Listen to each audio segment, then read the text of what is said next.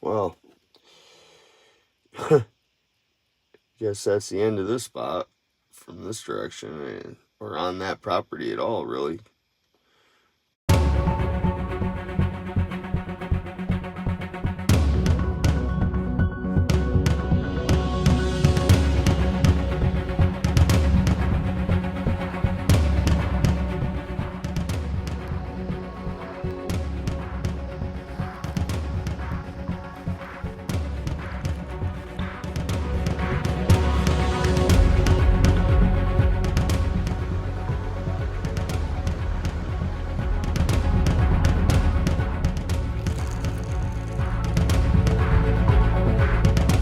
Maybe I'm wrong. Unless somebody does it, and, they just stand there and.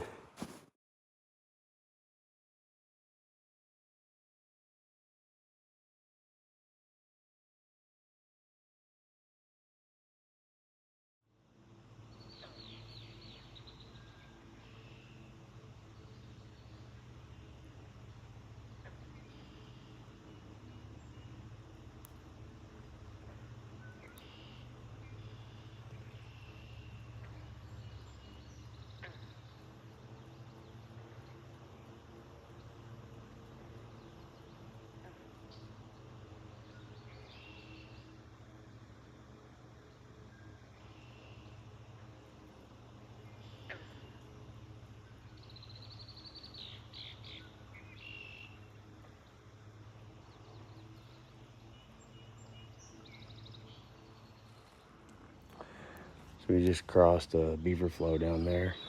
Haven't even got in here that far. Be it a little comical. I mean, it's obviously human built. There's, I'm on a trail. Never been on this trail before, but we'll see what goes on here. Little human rock stack, huh?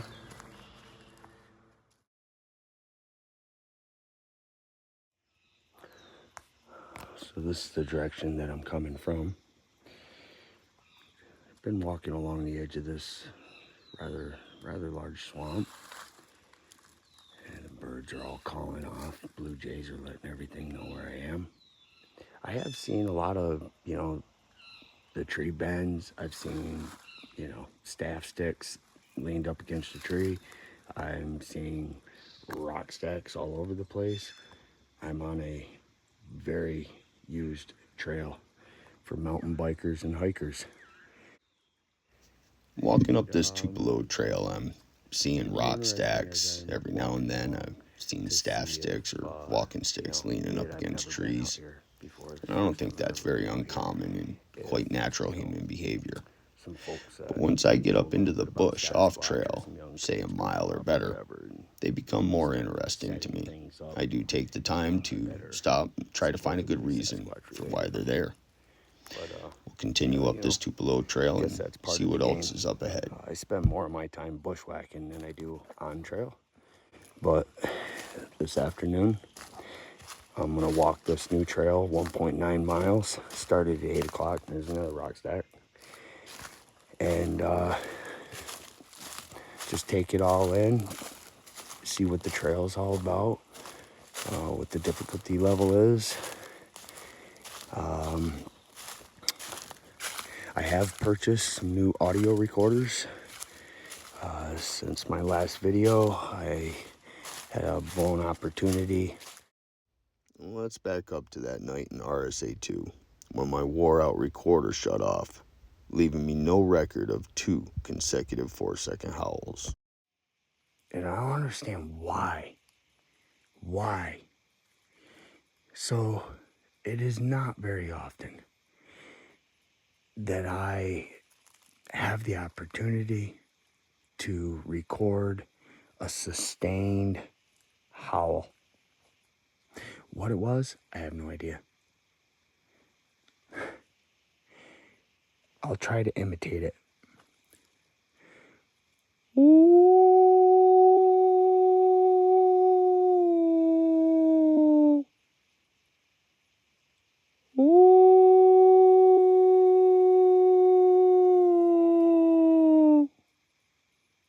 I stay perfectly quiet. I slowly turned my head so that my recorder was pointing towards the sound. And that's when I caught it the second time. I didn't catch shit. My recorders are beat. So I bought 2 Zoom H1Ns. I bought a Zoom H4 to replace the one that I busted the screen on last year because I used that to operate my parabolic dish, and I know that recorder well. I also bought a Tascam DRO7X. Smack me if I just said that wrong. But and then I also bought a new Philips recorder, like the 3 that I have that are on their way out or damaged. But either way, I have the Philips recorder in the headset to pick up sound. Pull it out of the sheath. I also bought some more of these camo pot holders and forgot how hard it was to get these things in there, but once you get them broke in, they're pretty good. This one's black, pretty much a replica of the one that I had. So the other thing is that I know the controls on this recorder very well. I had this up and running in a snap. Got all the settings just the way that I wanted, and here we are in the woods. So you can see there's a lot of younger hardwood, some middle-aged. There's some softwood in here, evergreen. It's not super old. And there was a little history with this area that I thought was pretty interesting. And I'll share that with you. This forest was the land of the Mohegan and Mohawk nations until 1708, when a British royal governor awarded it to a group of investors based on a fraudulent deed. In 1786, Greenfield's Broad Valley attracted migrants from New England who cleared the old-growth forest by 1820. Civil War veteran Jesse Lewis bought the nearest 50 acres in 1865, and he farmed it with his wife Melissa and their son John. They raised corn, oats, buckwheat, apples, potatoes, beef, pork, and poultry. Butter and eggs brought cash at the Greenfield Center store. By the mid-1900s, as automobiles allowed country dwellers to commute to jobs in nearby towns, second-growth forest overtook these remote pasture lands, and Fred G. Selch added this to the many woodlots that supplied his King Station sawmill. Today, recreation and conservation are this forest's focus. Visitors and residents of upstate New York's fastest-growing county can enjoy mountain biking, hiking, and cross-country skiing on these trails. The woods and waters here, the headwaters of the Snookkill, provide vital habitat for diverse wildlife including bald eagles, moose, porcupine, beaver, and even Sasquatch. Tupelo Community Forest takes its name from the Tupelo tree, an adjacent Lincoln Mountain State Forest, estimated to be 800 years old. Welcome. I would like to clarify that it was me that added Sasquatch to the roster of wildlife in this Tupelo area. Just having a little bit of fun, guys.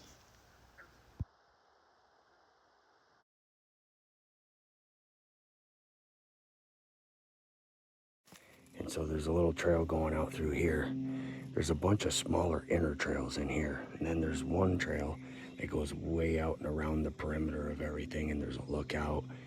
But on their map at the parking lot, it doesn't say that I go into Lincoln Forest. And now that I'm looking at that, I've already been in that long, narrow strip of the Lincoln Mountain State Forest. here in about 25 seconds.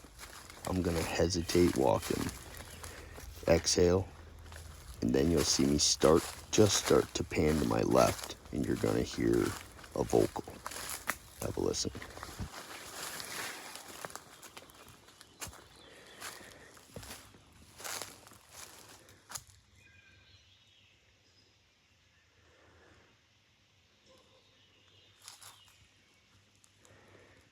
I do believe that was a dog.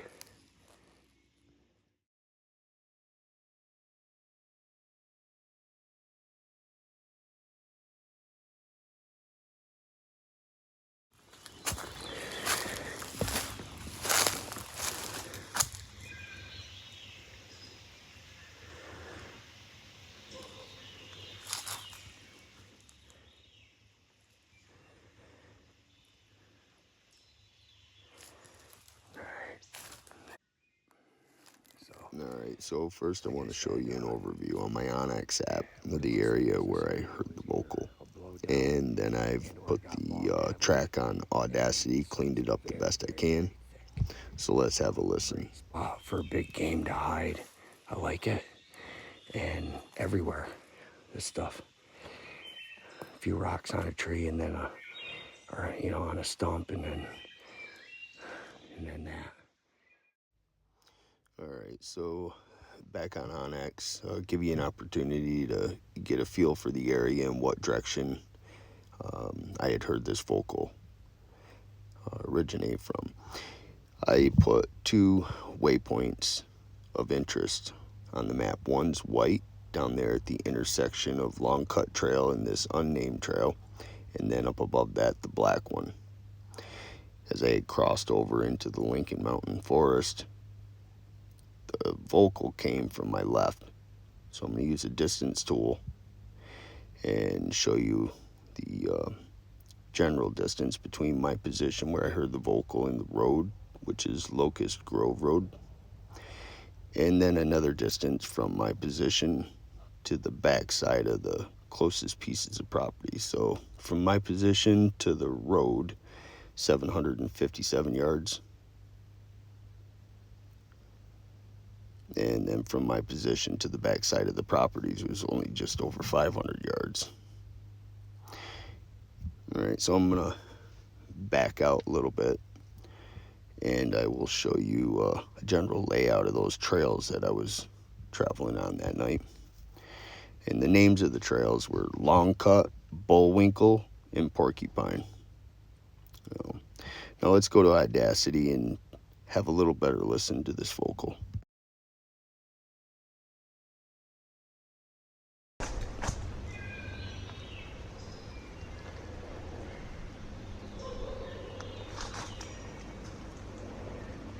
I do believe that was a dog. I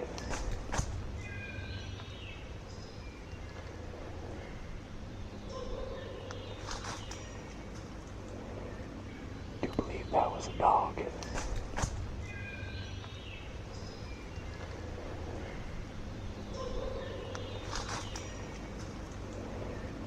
I do believe that was a dog.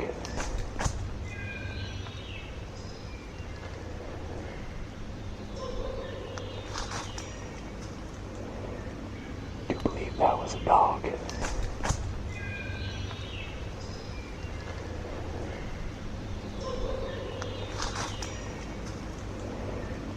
I do believe that was a dog.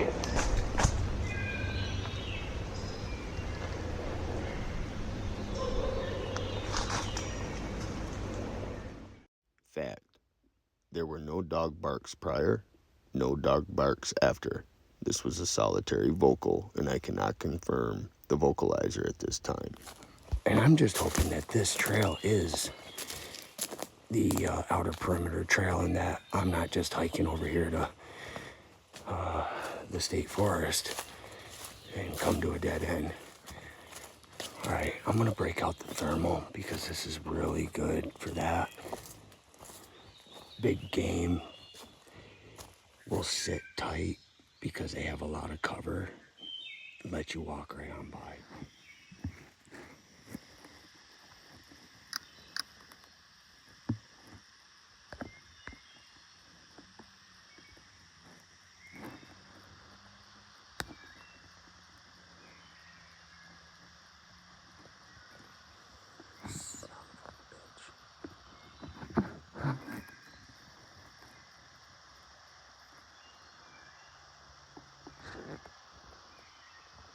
seed signature.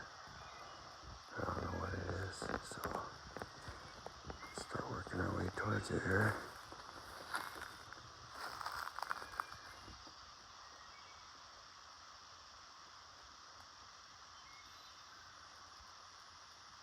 I do believe that's moving.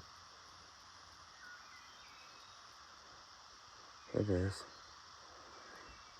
What do we got?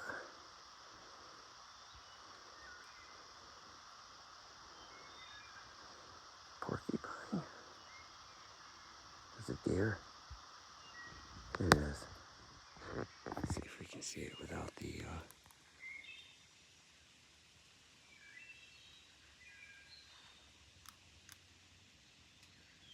back off just a little bit.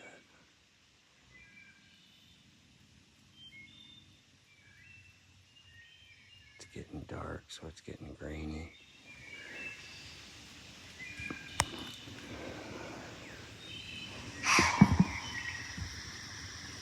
There she goes.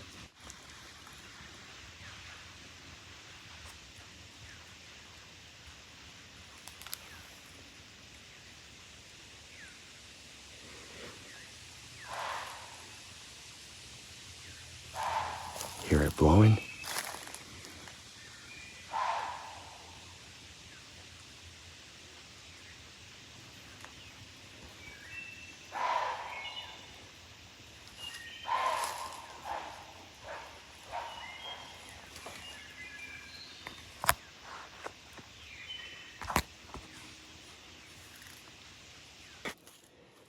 Animals love this thick stuff. It's good cover, and you can get close in on them. Bright star. There's something just broke right there in the trees. Right here in front of me.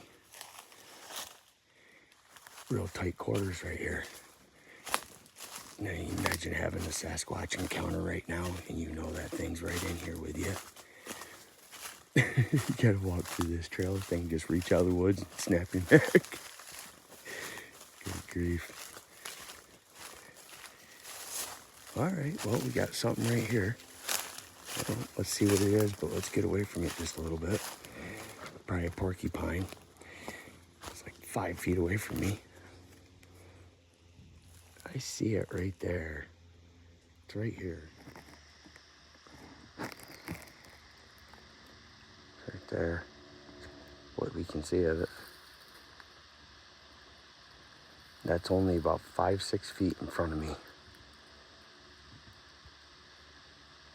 And I'm not sure what it is, but it's definitely not what we're looking for, so we'll leave it alone. There's a little sign of possible bear right here. Has some logs laying around, and this one's been, moved quite freshly. Yeah, state land. If it was daylight, I'd probably recognize where I'm at right now, because there's that farm wall right there. And I'm not, 100% certain that this is it, but it would make sense to me thinking about the topography.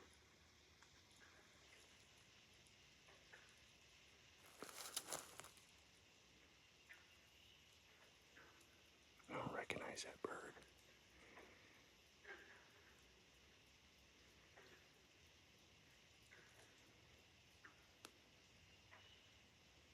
You hear that? It's coming from down in there. I turned on my Merlin app a little bit ago, but I couldn't get that one bird whistle to continually whistle. So real quick, I want to show you a visual representation of sound. This is the Merlin Bird ID app by Cornell University. I had to screen record and crop a small section of my screen in order to show you the spectral view. Those dark vertical lines you see, for some of you that know this, it's obvious. But for those of you who don't, those dark vertical lines are me walking down through the woods. That's the sound I'm making. And now it's clearing out because I stopped. coming up, I'm going to pause on that call. Bottom 25% of the screen. You'll see coming up, I'll pause again, and both those signatures are visually similar, nearly identical. I'll pause again, bottom 25% of the screen in the center. And then I'll continue on down and head for the swamp and, try to get a good idea of what this might be and try to identify it.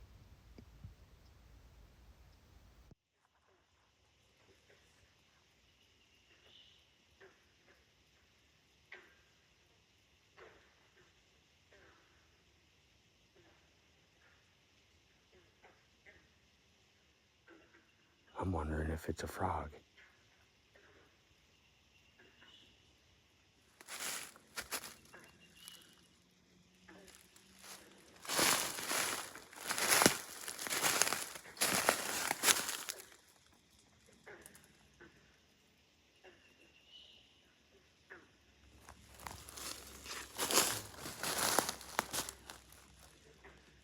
I think we're coming right onto like a swamp's edge with all those bullfrogs. Yeah, we're getting to a beaver flock. There's a beaver gnawed off these. We're on the edge of the flow.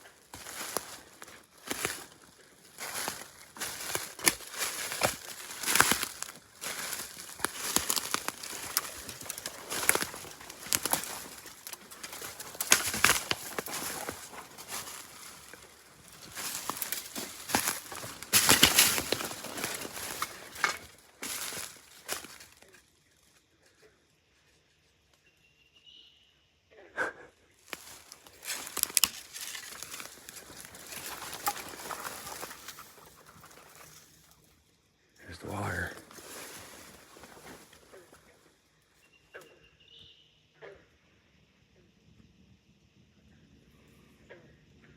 I ain't walking out in that shit.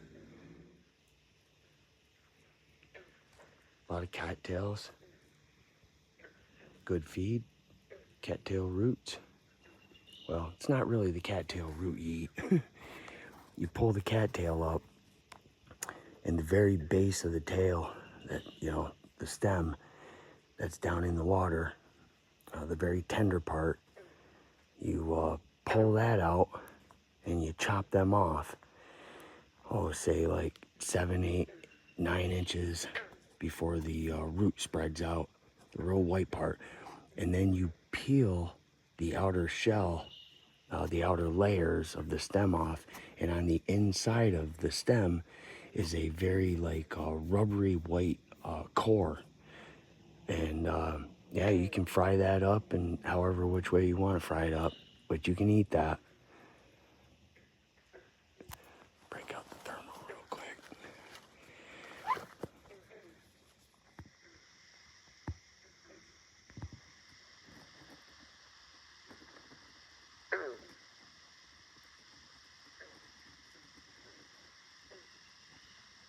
Whatever it is coming from right out there.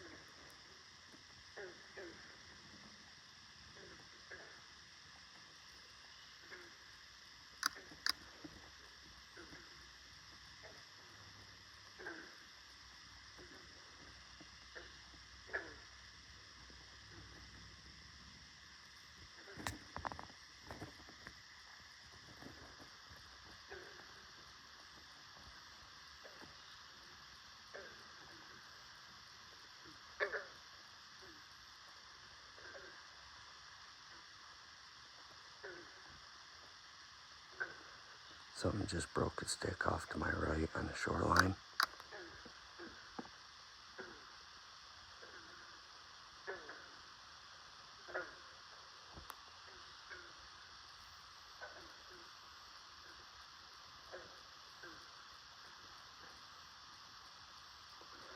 I've got bugs all over my hands and my head.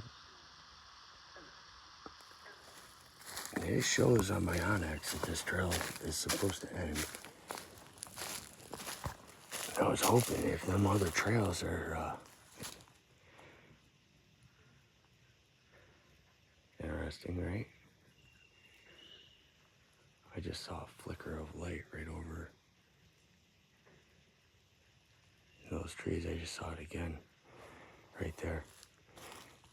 Right over the top of that rock, back about 50 feet, and about, I don't know, I'll say 15, 20 feet in the air. It was a very dim light. I've never seen any type of an orb or any of that crazy shit. I've always wondered why I don't see none of that. Everybody else does. Guess I'm just not that privileged. So I would expect to see that, but that interests me, whatever that was right there. I know what I just saw.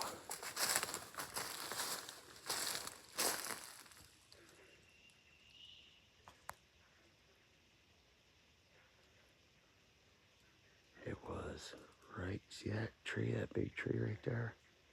In the dark, right back there, the one, the light one? From the bottom, go up about 15 feet in the air, and to the right of that, I saw it twice. It was like a dying lantern light, orange, very dim. Get that thermal out.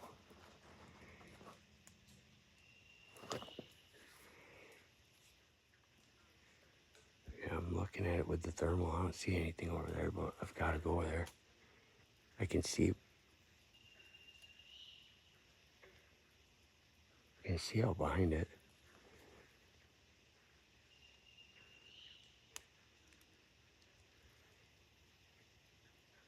What the hell that was?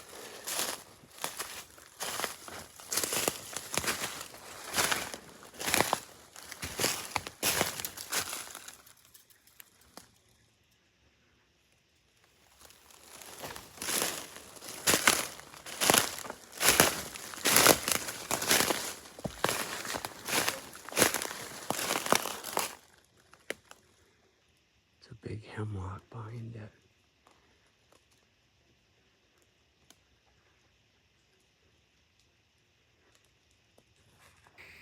Okay, well,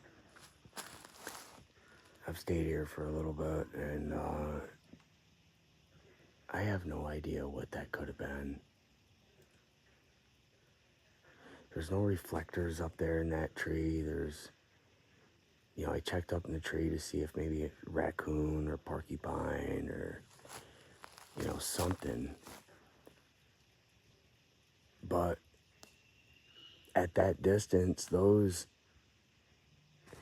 was something else there other than one globe. There was something else there with it. It wasn't all by itself, just a single thing. And it was, I freaking hate it, but it was football shaped. And, I'll just say it looked as if it could be an eye. Gave that appearance. But, my eyes playing tricks on me or whatever, I don't know. But I don't know. Either way, the dilemma I'm faced with is, yes, this trail does end down here. This swamp extends and then it opens up. It's huge. I can't cross that. And this other trail called Long Cut is right on the other side of that swamp. So I've got to cut back the way I came a little bit and then go down by the swamp and go around the short end of it. Alright, so if you look straight out in front of that red dot, that's the huge swamp. It's huge.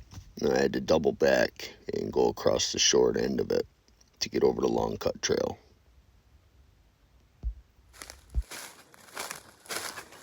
Cut through and hit that other trail.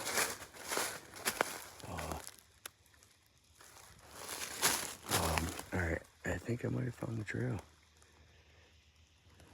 That's some sort of trail. Let me check my Onyx.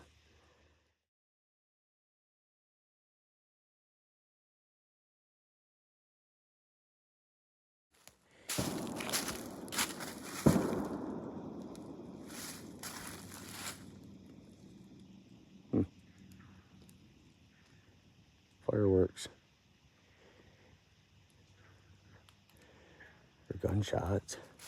I don't do wood knocks. I don't do calls. I don't do call blasts. I think we could all be pretty confident in the fact that I'm not known for doing wood knocks, trying to elicit a response. I was thinking to myself, one of these seasons, I would like to bring somebody or a few of yous with me and go into the area that I frequent the most, that I have the most records on, and spend a season trying to elicit a response and see if the velocity of not responses, but the velocity of wood knocking sounds or calls, interesting calls, increases. Until I find a way to be 100% sure that there are really Sasquatch in the area that I'm researching, I can't apply any validity to the tree structures, rock stacks, impressions in the ground that I'm experiencing. Well, guess that's the end of this spot from this direction, or on that property at all, really. Do not go on to this property. Sheriff's office is aware. Any question, contact. No. Something. I got my eyeglasses on. Dudley Do Right. And this is why it is time to put my boots on the ground in areas with a higher probability of the existence of Sasquatch.